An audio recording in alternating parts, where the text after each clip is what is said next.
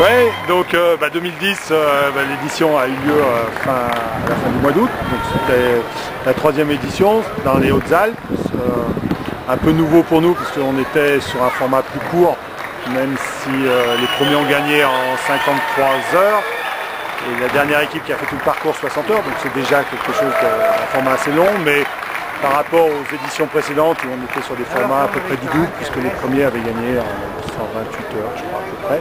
C'était quelque chose de nouveau. 2010, c'était une volonté pour nous d'ouvrir un peu plus Rallye France, de faciliter la venue d'équipes qui n'avaient pas l'habitude de venir sur ce genre de format. Tu vas aller faire des photos de l'équipe de France qui arrive. Donc cette année, pour nous, c'était une première sur un parcours plus court pour faire venir plus de gens, ce qui a pour nous bien marché, puisqu'on avait au début on avait prévu un maximum 35 équipes et puis il y en avait 36 au départ, donc c'était bien. Ça a permis, je pense, à des équipes de découvrir ce que pouvait être Raid in France et des raids longs. Il y avait plein de têtes nouvelles pour nous et ça c'était une grosse réussite. On repassera, je pense, sur 2011, sur la projection 2011 à un format un peu plus long, au moins 24 heures de plus, je pense, pour être plus près on va dire d'un standard, d'un raid long qui est plus près de 5 jours, 6 jours que de 2 jours.